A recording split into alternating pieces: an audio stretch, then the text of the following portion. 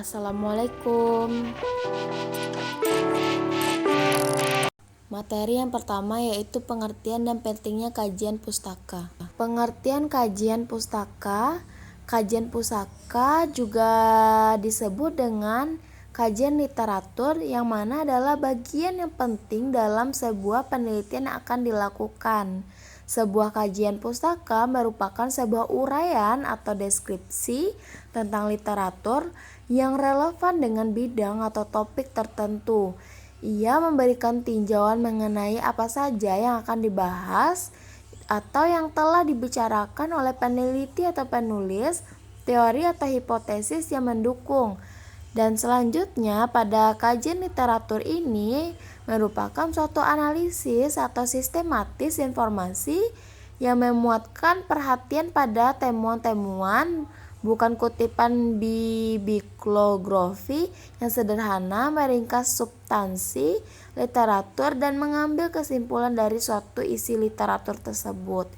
Yang mana pada kajian pustaka ini membicarakan hal-hal tentang membahas teori-teori pendukung yang melandasi masalah yang kita kaji. Teori dapat berupa teori induk, teori turunan, ataupun teori aplikasi, dan juga membahas hasil-hasil riset yang sebelumnya sudah diajukan atau dilakukan oleh orang lain mengenai topik yang sejenis.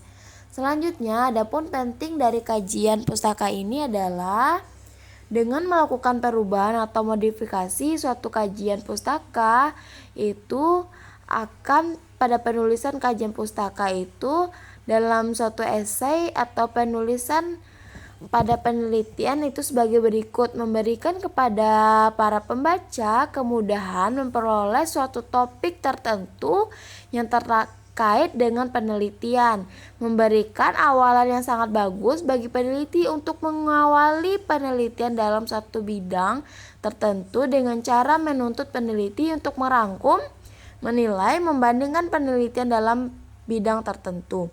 Selanjutnya, pentingnya yaitu memberikan petunjuk kemana penelitian yang akan datang diarahkan atau direkomendasikan, mengidentifikasi kesesuaian, kesenjangan, dan hal-hal yang mengandung pertentangan dalam kajian penelitian. Selanjutnya, pada kajian pustaka ini juga dapat mencerminkan aspek majemuk seperti bobot teori yang dikembangkan, ruang lingkup teori, cakupan kurun waktu teori, dan isu pada teori. Materi yang kedua yaitu manfaat kajian teori. Pada kajian teori ini ada 4 jenis kesimpulan manfaat kajian pustaka, yaitu kajian pustaka yang dilakukan sebelum penulis yang lazim disebut dengan annotated bibliografi, memberikan landasan utama pada tingkat awal yang akan mengarahkan peneliti melangkah lebih lanjut. Selanjutnya ada juga dalam kajian pustaka ini peneliti dapat melangkah setapak demi setapak memformulasikan dengan jelas yang disertai pembahasan yang dalam dengan argumentasi yang kuat untuk meyakinkan pembaca. Selanjutnya yaitu kajian pustaka ini di samping membekali peneliti dengan landasan yang diinginkan, sekaligus juga dapat mencerminkan keadaan atau kedalaman teori yang terlibat dalam penelitian. Selanjutnya, pada kajian pustaka ini juga memuat berbagai sumber yang akan diajukan yang sudah disajikan secara komprehensif, sehingga pada pembahasan kesimpulan-kesimpulan untuk selanjutnya dengan uraian peneliti sendiri yang dipetik kesimpulan berdasarkan hasil penelitian lainnya. Adapun 4 manfaat dari kajian pustaka lainnya yaitu dapat menghindari peneliti dari terjadinya peniruan, plagialisasi, serta sebagai tanggung jawab moral kejujuran bagi seluruh ilmuwan untuk menghargai pendapat orang lain, dan serta menunjukkan bahwa masalah yang diteliti memang kaya makna sehingga harus layak untuk dibicarakan kembali, dan juga menjelaskan bahwa penelitian yang dilakukan memang berbeda, dan pada penelitian kuantitatif kajian pustaka ini berfungsi sebagai pengetahuan awal dan dasar teori yang digunakan. Materi yang ketiga yaitu tentang sumber-sumber kajian teori. Yang pertama, sumber primer, yang mana sumber primer ini adalah deskripsi langsung dari suatu kejadian oleh seseorang yang benar-benar mengamati atau menyaksikan peristiwa tersebut. Pada sumber primer ini berasal dari karangan asli yang ditulis oleh orang yang mengalami itu sendiri. Selanjutnya ada sumber sekunder, itu adalah setiap publikasi yang ditulis oleh pengarang yang bukan merupakan hasil pengamatan langsung dari peristiwa-peristiwa yang dilakukan. Selanjutnya ada juga sumber tersier, yang mana bisa digunakan sebagai informasi awal untuk penelusuran lebih lanjutnya. Selanjutnya terdapat identifikasi lain yang didasarkan dalam bentuk yang diuraikan. Sumber kajian pustaka ini terbagi menjadi sumber tertulis dan tidak tertulis. Pada sumber tertulis itu adalah seperti buku harian, surat kabar, majalah, buku pengetahuan, surat-surat keputusan, dan selanjutnya ada juga pada bahan-bahan yang ditulis tangan, baik dicetak ataupun dipublikasikan secara umum maupun tidaknya. Dan adapun sumber yang tidak tertulis itu segala bentuk sumber yang bukan tulisan seperti rekaman suara, film, benda-benda hasil peninggalan, dan lain-lainnya. Pada sumber kepustakaan yang ada di perpustakaan perguruan tinggi pada umumnya berbentuk ensiklopedia, kamus, dan buku-buku teks.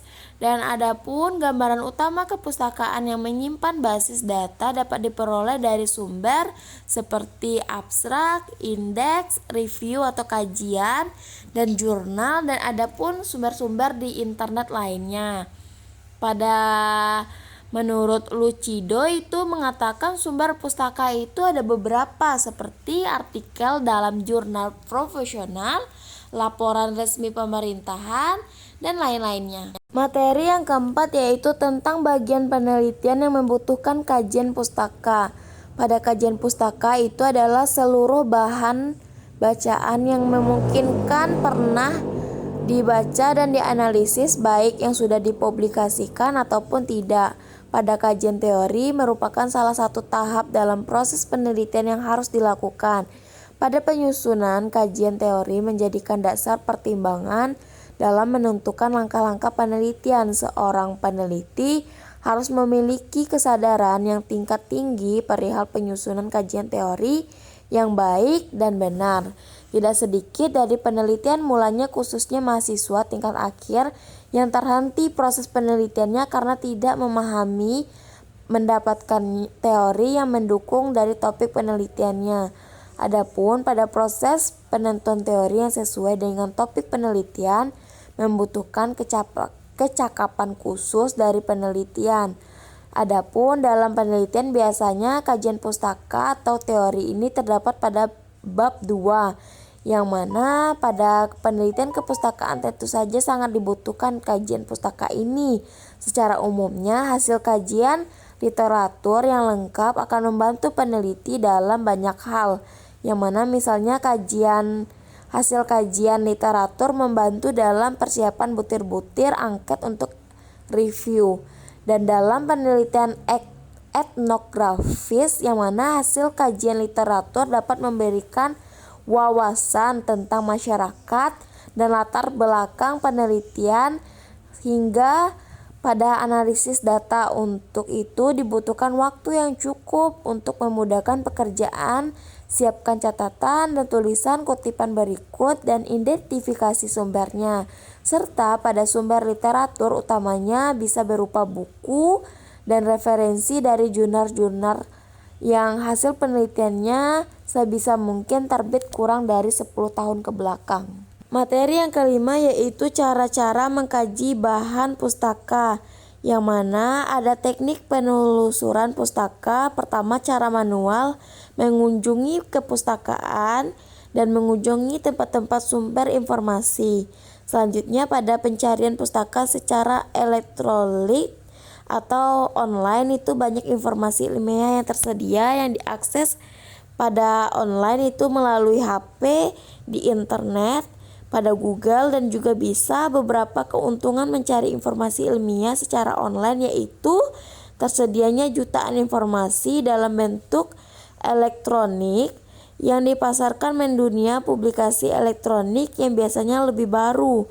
Dan adapun langkah-langkah dari literatur review itu adalah yang pertama, formulasi permasalahan, pilihlah topik yang sesuai dengan isu dan interesting permasalahan yang harus ditulis dengan lengkap dan tepat. Selanjutnya, cari literatur, tentukan literatur yang relevan dengan penelitian.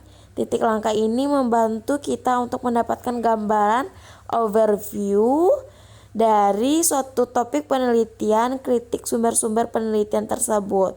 Dan selanjutnya, evaluasi data. Maka lihatlah apa saja yang terdiri pada topik tersebut yang dibahasnya, titik cari dan temukan sumber data yang sesuai dengan yang dibutuhkan. Selanjutnya itu ada analisis dan interpretasi, didiskusikan dari temuan serta ringkasan literatur. Hal yang terpenting dalam membuat literatur review yaitu fitur yang utama dalam membangun teori, seperti membandingkan antara konsep teori dan hipotesis pada literatur. Materi yang keenam yaitu tahapan penyusunan kajian teori dan kajian pustaka. Adapun tahapan dalam menyusun tinjauan pustaka ini adalah yang pertama yaitu tinjauan awal, yang mana pada tahap pembacaan awal kita berusaha untuk mengidentifikasi dan merangkum hasil kerja para penulis, pakar, atau peneliti kunci dalam bidang yang kita resapi. Pada tinjauan awal ini dihasilkan duga-dugaan awal yang mengenai pentingnya riset kita. Selanjutnya, pada tahapan ini juga kita harus merasa akrab dengan literatur yang berhubungan dengan topik riset kita sendiri. Selanjutnya itu ada tinjauan pokok, yang mana pada tinjauan pustaka tidak berakhir dengan pencarian dan kritik awal saja, namun berlanjut sepanjang seluruh proses sikap kita, yang mana setelah proposal kita disetujui oleh pembimbing itu atau komik riset, kita harus bergegas melakukan tinjauan literatur. Selanjutnya itu tinjauan pustaka, yang mana sejalan dengan proses riset kita memungkinkan ingin menyikapi area baru yang memerlukan penelusuran literasi lebih lanjut. Selanjutnya, teori dan ide kita akan lebih fokus lagi dan terhubung dengan riset yang telah dilakukan dan dipublikasikan sebelumnya. Selanjutnya itu penyempurnaan, yang mana penyelesaian final berlangsung ketika kita menulis laporan riset yang meliputi pengenalan beberapa tes baru yang memungkinkan karena dipublikasikan secara atau sejak Anda melalui riset tersebut. Di akhiri riset, kadang-kadang kita akan dapat bahwa penelitian lain telah melakukan riset yang sama. Selanjutnya kita harus menunjukkan bagaimana riset kita berbeda dengan penelitian sebelumnya. Materi yang ketujuh yaitu variabel dan indikator penelitian. Variabel adalah dapat dirumuskan sebagai variasi dari suatu yang menjadi gejala penelitian, yang mana contohnya yaitu presentasi belajar adalah sasaran penelitian, maka presentasi belajar disebut gejala. Apabila gejala tersebut dapat diklarifikasi, dikelompokkan ke dalam beberapa hal atau tingkatan, maka gejala itu bisa disebut dengan variabel. Dilihat dari segi perannya, variabel ini dapat dibedakan menjadi dua jenis. Yang pertama, variabel independen atau terpengaruh, yang mana itu adalah variabel yang dijadikan sebagai faktor yang dipengaruhi oleh sebuah atau sejumlah variabel lain, yang mana pada variabel independen ini variabel itu berperan memberikan pengaruh kepada variabel lain. Selanjutnya ada variabel kontrol yang disebut juga dengan variabel penekanan, yang mana dikatakan sebagai variabel kontrol apabila suatu variabel dijadikan sebagai pengontrolan untuk memastikan apakah benar sebuah variabel independen tertentu mempunyai pengaruh terhadap suatu variabel yang mempunyai pengaruh terhadap suatu variabel tersebut. Selanjutnya yaitu tentang dilihat dari variabel penelitian dapat juga dibedakan menjadi dua jenis, itu variabel distract dan variabel continue. Selanjutnya yaitu tentang indikator, yang mana indikator adalah penandaan pencapaian kompetensi dasar secara spesifik yang dapat dijadikan menjadi ukuran untuk mengetahui ketercapaian tujuan pembelajaran. Indikator dirumuskan juga dengan kata kerja operasional yang bisa diukur dan dibuat instrumen penilaiannya. Pada fungsi indikator ini secara umum adalah sebagai pedoman dalam memberikan penilaian terhadap hasil suatu kegiatan, sebagai pedoman bagi pengguna dalam menyusun alat ukur, dan serta sebagai pedoman dalam upaya mengembangkan suatu kegiatan. Adapun pada indikator penelitian, yaitu hampir semua bentuk penelitian selalu memiliki indikator sebagai tolak ukur dalam sebuah penelitian. Pada indikator ini paling banyak digunakan dalam penelitian yang bersifat ilmiah seperti penelitian lingkungan, reklamasi, bioteknologi, dan lain-lainnya. Salah satu indikator penelitian umum digunakan sejak SMP yaitu indikator asam basa, yang mana indikator asam basa merupakan sebuah indikator yang digunakan untuk mengetahui sifat asam dan basa. Yang kedelapan yaitu cara-cara penyusunan kerangka berpikir. Kerangka berpikir itu adalah londel logis yang akan diterapkan oleh peneliti dalam proses penelitiannya. Proses penelitian ini mencakup permasalahan yang akan diteliti, dianalisis, disimpulkan menjadi temuan dalam penelitian. Langkah-langkah dalam menyusun kerangka berpikir yang pertama yaitu menentukan variabel penelitian secara detail. Langkah awal yang harus dilakukan peneliti untuk membuat kerangka berpikir yaitu menentukan variabel yang mana secara detail agar dapat menemukan teori apa saja yang nantinya bisa mendukung terbentuknya kerangka berpikir. Caranya, perhatikan judul penelitian yang telah dibuat, di mana judul tersebut pasti mengandung variabel-variabel. Dan setelah itu perhatikan apakah hanya ada satu variabel atau lebih. Atas dasar variabel tersebut akan menjadi tolak ukur atau titik tolak dalam pengembangan teori. Selanjutnya itu membaca buku dan hasil-hasil penelitian relevan. Setelah melakukan penentuan variabel, selanjutnya kita membaca buku dan dari hasil-hasil penelitian yang relevan. Selanjutnya pada baca-bacaan tersebut dapat diperolehlah dari buku-buku teks, buku online, artikel, dan lain-lainnya. Langkah selanjutnya yaitu memberikan penjelasan teori-teori yang ada pada kerangka berpikir, yang mana pada tahap ini peneliti diminta untuk menjelaskan teori yang ada pada kerangka berpikir secara deduktif mengenai terkaitnya antara variabel penelitian. Langkah selanjutnya yaitu memberikan argumen teoritis mengenai hubungan antara variabel yang diteliti, yang mana argumen teoritis ini dalam kerangka pemikiran merupakan sebuah upaya untuk memperoleh jawaban atas perumusan masalah.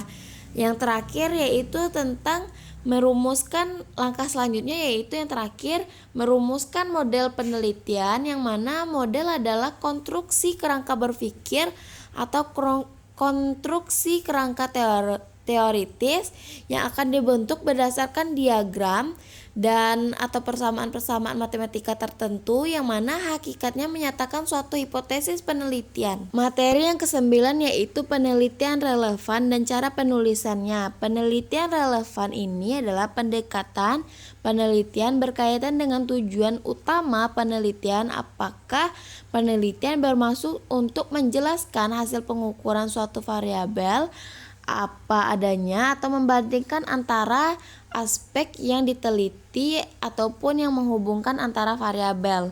Dan adapun dua pendekatan penelitian yang populer yaitu pendekatan kuantitatif dan pendekatan kualitatif, yang mana karakteristik dari pendekatan kuantitatif ini adalah penelitian pada bentuknya yaitu penelitian deskriptif, penelitian perkembangan, penelitian tindakan, penelitian perbandingan kuasal, penelitian korelasi, penelitian eksperimen, penelitian eksperimental, dan pada penelitian kualitatif yaitu tentang penelitian fenomenal dan penelitian teori, serta ada juga penelitian etnografi, penelitian historis, penelitian teori kritik sosial, dan inquiry. Adapun cara menulis penelitian relevan yaitu ada dua cara, kutipan langsung dan kutipan tidak langsung.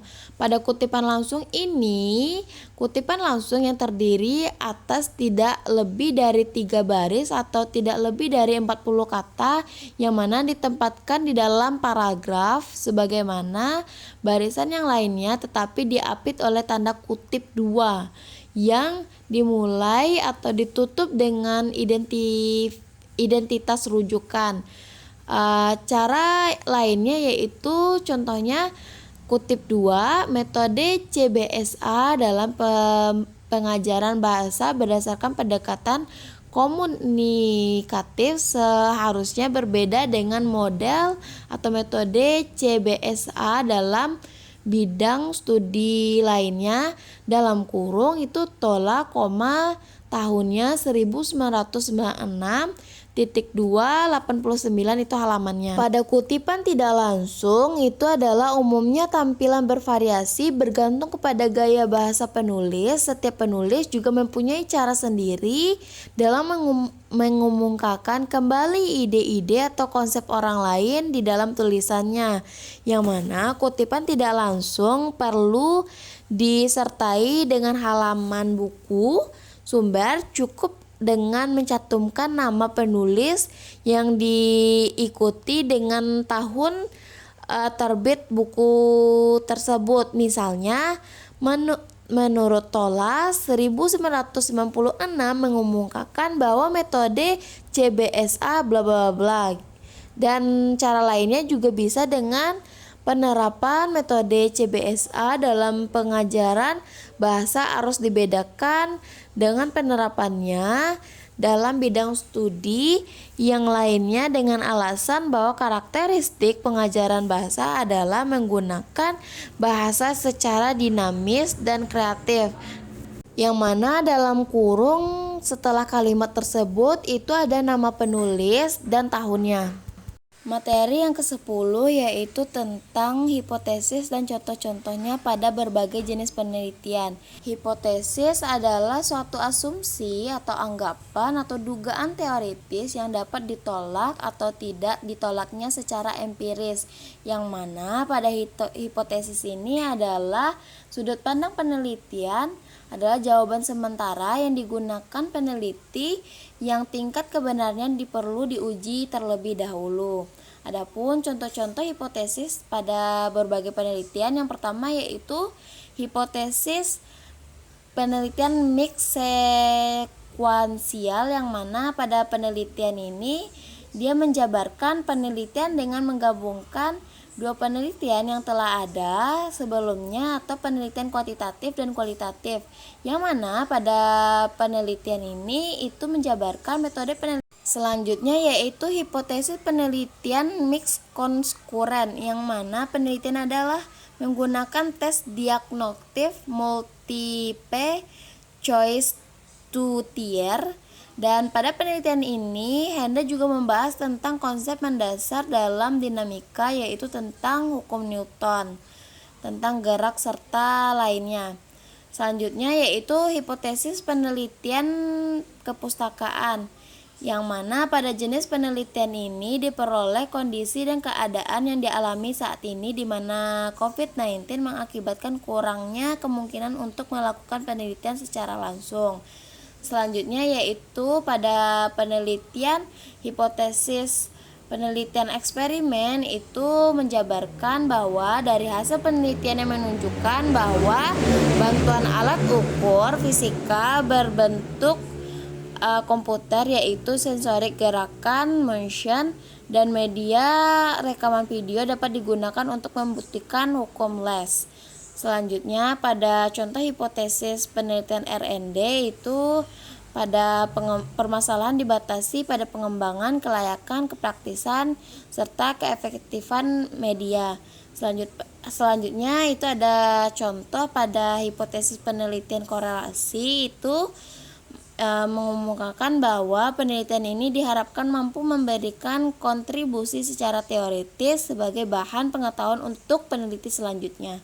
Dan yang terakhir yaitu penelitian hipotesis deskripsi kuantitatif, yang mana dari hasil penelitian dan analisis diperolehlah ada 4 jenis kesulitan pada penelitian tersebut. Selanjutnya ada juga penelitian kualitatif, yang mana penelitian ini adalah sebuah penelitian deskriptif pendekatan kualitatif, yang prosedur penelitiannya yang dihasilkan data berupa kata-kata tertulis atau lisan dari orang-orang atau perilaku atau yang diamati, yang mendefinisikan bahwa sebagai prosedur penelitian yang menghasilkan data deskriptif berbentuk kata-kata dan perilaku hasil wawancara orang-orang.